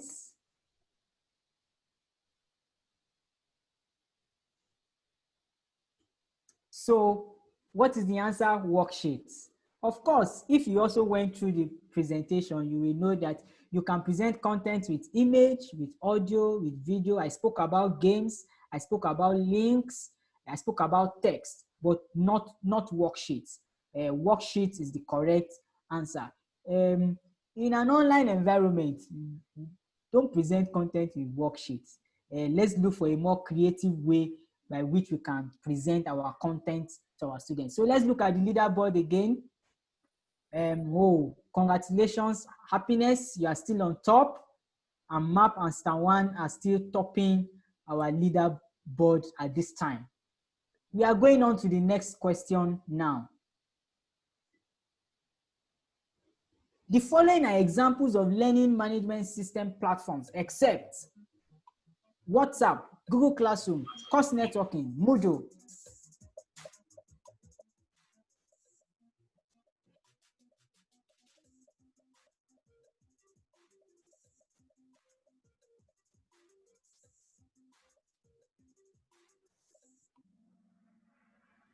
Of course, WhatsApp. All right. You know, sometimes when you are teaching in a class and you say to your student, do you understand? The general answer is yes, yes. In class, everybody seems to understand. But when it's time to take the assessment, and in an online environment like this, when you have assessment, that's when you actually know those who were following and those who actually learned. So it probably means that you didn't understand when I was speaking about these learning management systems, the platforms. Now, so I spoke about different platforms. I talked about Google Classroom. I spoke about Course Networking. I spoke about Edmodo and Moodle. I spoke about Microsoft Teams. And I said that these are LMS platforms. Yes, even though I spoke about WhatsApp, but I said WhatsApp is a social media platform. It can be used to teach online, but it is not an LMS. In WhatsApp, you cannot have quiz. You cannot give your student assessment. On WhatsApp, you cannot grade the student. On WhatsApp, you cannot download their results. You cannot take attendance. There are many options that are available in a typical learning management system which will not be available for you on WhatsApp. So when you are talking about examples of learning management systems, all of those other three are examples except WhatsApp. Okay, so I'll go ahead. Who is stopping my leaderboard now? Oh, Happiness has come down. Congratulations, MAP. Congratulations, Toby. Congratulations, OB. You are at the top 3. Yes. So let me go ahead to my next question. Question 6. 2 more to go. Which of the following is a video assessment digital tool? Kahoot, Workbook, PlayPosit, Edmodo. I explained what video assessment tool can be. Which of these can be used to assess a video? Which of these can be used to assess a video? All right. Yes. PlayPosit is the correct answer. Now, when I was explaining, I spoke about the fact that PlayPosit is an assessment tool that can be used to assess video. So let me explain again. In PlayPosit, you can have opportunity to not only put a video, but put questions in between the videos. So as your students are watching the videos, they are able to answer the questions and go along as the video is going. Kahoot is what we are using. It is an assessment tool, but it is not a video assessment tool. Workbook is not a digital tool at all. Edmodo is a learning management system, but it's not a video assessment tool. So the only video assessment tool that you have there is PlayPosit. Congratulations to the 9 of you who got that question correctly. Now, MAP is still on top. Congratulations, MAP. Congratulations, OB, coming right next to MAP at the top. Final question now. Everybody grab your phones and get ready for the final question. How can you ensure parents and students buy in for online teaching? proper communication, constant support, proper planning, appropriate pedagogy. How can you ensure parents and students buy in for online teaching? Parents and students buy in.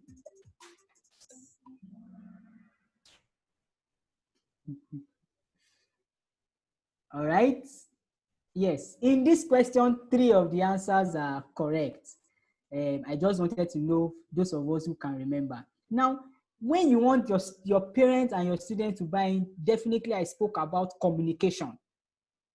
So your school, as a teacher, as a school owner, you must properly communicate to your parents and to your teachers. Next is that you must give them support, constant support. Definitely also there must be proper planning. Now, appropriate pedagogy is useful in online teaching, but doesn't necessarily ensure parent buy-in. Now, that was tricky. I knew that it would be a little tricky for some of us. Now, even though appropriate pedagogy is useful, before you go to teach online, you must think about pedagogy. But using an appropriate pedagogy does not necessarily impact directly on the buy-in of the parents. The truth of the matter is that most parents, your parents and your students do not know that you are following a pedagogy. Whether you follow a pedagogy or not, they do not know. And even if you tell them that in our school, you come online because we are following proper pedagogy, they don't even know what it means. So that does not necessarily ensure their buy-in or their adoption. The things that will ensure their adoption is proper communication. Make sure you communicate properly with them. Make sure you provide support so that your parents do not get frustrated when they are trying to come in. Make sure you plan it well. Let them know the number of subjects they will do online. Let them have an online timetable. Let them know how things will progress. When do you submit? When will this class start? Let there be a proper planning. That will be quite helpful. So all of these other 3 will ensure a buy-in or adoption from our parents and our students. And I think that was the last question. So can we find out the final podium? Congratulations, Abdulatif. Obi, congratulations. And who is the winner? Mab, congratulations to you. So let me give you a clap from here. Congratulations to the 3 of you. That was good and that was fun. It means you followed my class properly, and it means that you have learned a lot from this. Thank you very much to everybody else, even if you didn't get to the top. Thank you very much, but I'm sure we have all learned 1 or 2 things from here. I will return now back to my slide, which will be time for me to take questions at this time.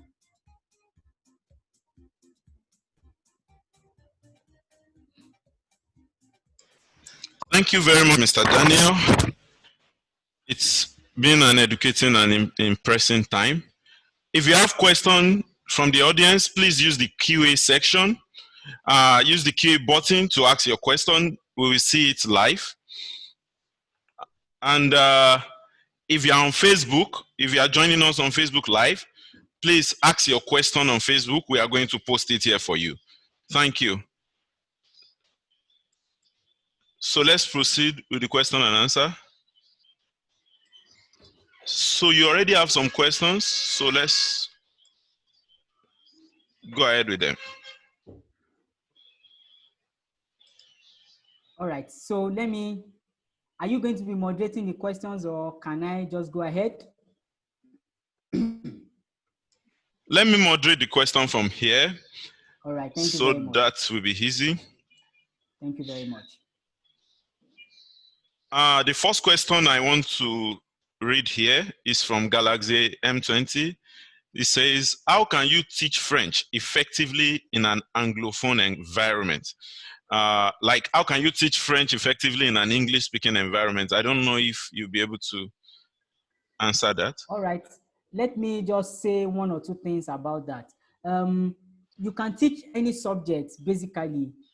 So if we talk about teaching French, in an English speaking environment, there are many ways by which you can teach it. So if you input and you are teaching online, so if you make use of any of those digital content which I spoke about. So for example, you want to talk about audio or talk about video. So you can go and get those maybe French rhymes or something like that and play it online and upload it online for your students. But even if you get to the face-to-face environment, you can just get a small Bluetooth speaker, which several of us already have. We listen to music and watch movies with those Bluetooth speakers. You can get one, take it to class, and then you can play your French rhymes. So they are not just hearing you speak the French, they are hearing actually somebody with a French accent speaking the French and teaching in the class. It will also increase their engagement. Of course, if you can get simulation apps or simulation digital tools, if you Google it, I'm sure you'll be able to find simulation digital tools that you can use online where you can speak in English and the other side responds to you in French, in which case the students can learn French like that. So there are many ways by which you can teach. Thank you very much, Mr. Daniel. Thank you. That was pointed. The next question I'm going to be reading here, I want to apologize to every of our participants. We might not be able to read all your questions, but we try as much as possible to read the few ones we can because of our time. Someone asked, how can you help students in rural areas, in rural environments, especially students in government school? I think that's what the person wants to ask. So how can you help them with these online and e-learning solutions? Now, let me deal with rural first before I deal with government schools. Now, in rural environments, presently now I'm in a place that may look a little rural, not in one of those big cities where several of us are watching and turning in from. So I know that many of them may not have access to big learning management systems. But one thing that I know that most people have is WhatsApp. WhatsApp is so basic, it's so simple. Most people have WhatsApp. Even those whose parents have those phones, 20,000, 25,000 naira phones that they have WhatsApp on it. So you can teach using WhatsApp. All you need to do is to be able to gather their contacts, put them in groups. I recommend that you put them in smaller groups. One class, one group, another class, one group. Don't lump a class where you are having 70 students, 80 students, it will be too much. So in the rural environment, you can make use of WhatsApp. Now in government schools, the matter with government schools is that you are having a combination of rural and large groups. The students are so many. So a way by which you can help, and I encourage teachers not to wait for the government. At this point, it will be difficult for the government to bring solution for us. So as an individual teacher, can you try to see how many of your students you can get? Now, in those rural environments, your students are probably living around you. You probably know their houses. Can you make an attempt to find out, oh, do you have WhatsApp? Can we teach online? Now, it's better to try and not to get it than never to try at all. So if you want to give it a try, you may not have all your 50 students coming online, but even if you have 10, if you have 15, if you have 20, you would have started something small. And so that's a way by which I will encourage you to do for government schools and rural environments. I say start small. Take one small step, do something small, and then you can grow from there. Please don't wait for the government. And even if you're in a private school and your school owner does not know what to do in this kind of a time, as an individual teacher, you don't have to wait. Take the leap and start teaching. Even if it's 1 or 2 students you are teaching online, they will start calling themselves, they will start inviting themselves, and your class will start growing. Okay, thank you very much. Thank you. I will ask one question, but it will be A and B. So it's from different person, but I think we can answer it together very shortly. Please, yes, can you explain what Moodle is? M-O-O-D-L-E. I don't know what that person means. And can you incorporate Kahoot with Google Classroom? All right, so Moodle is a learning management system, and it works just like most of the learning management systems with many of the features I spoke about. You can assign students to their different classrooms. You can teach with it. You can encourage. You can grade assessments with it. You can ask people to give assessments. You can. I'm not particularly sure if Moodle has the video, live video or lecture format. I can't really say now, but most learning management systems have those kind of tools and features in them. How can you incorporate Kahoot in Google Classroom? Very simple. Now, what I did was to take you to my website and do Kahoot. Alternatively, which was what I planned to do before I decided to do it live, is to create the Kahoot online and download and generate the pin. So I can now go to my Google Classroom or Moodle or Edmodo or any of my learning management system and put the pin as an assessment. So instead of typing out 10 questions as assessment on my learning management system, I have put the questions in Kahoot, I have taken the pin, and then I go to put the pin in Google Classroom. So when the students go there, if your students are already familiar with Kahoot, and if they are not, it only takes once to explain to them. Your students will fall in love with Kahoot, like I know several of us already are falling in love with Kahoot. So just explain it to them the first time, and subsequently they'll be good to go. Thank you, All they need to do is Mr. to put the pin, Okay. and then they'll be okay. All right, Thank you, thank you, Mr. sir. Daniel. I'm just trying to move things forward. Yes, Which sir. resources are best for creating mathematics content? All right. Now for maths content, the first thing I need to say is that when you are teaching maths, it's going to take a different turn than most of the other subjects that we teach. So the first thing is that definitely you will need video for maths. Text will not be enough. Even audio will not be enough, particularly when you want to show them the steps. So you are going to need video. So you are thinking around video. So resources, if you go online, you will find different resources. So the first one, like I talked about, is video. Second one is games. There are several mathematics games available online. In fact, there was one app. Unfortunately, I'm struggling to remember the name now, that I downloaded and I used with a school on Android phone. It's for maths. So what it does is that it gives them like an adventure. If I can get it before the end of the webinar, I'll get it and post it in the chat. It presents the game like an adventure. So students are fighting enemies, but one enemy is a math question. So as they try to kill an enemy, it presents them with a mathematics question. If they are able to answer that maths question within a limited time, the enemy dies, and then they can proceed in their adventure. So it's a beautiful concept, and games are very good in teaching math. So I spoke about video, I spoke about games, and then you can give them access to go online to learn other things by themselves. Of course, there are websites, video sites like Khan Academy, like YouTube. What do they call it now? I think it's students or YouTube teachers. Yes, YouTube teachers, that you can find particular content for teachers and education content. There are many maths content available online. Okay, thank you. Thank you so much. The next question, I think it's for us, for Spectrum Books Limited. We might have to answer it from here, actually. How can Yes. Spectrum Company help in aiding the introduction of e-learning in our schools through their books? Thank you for that question. Spectrum Books Limited is moving very fast and straight, and we are appointed at this time to develop.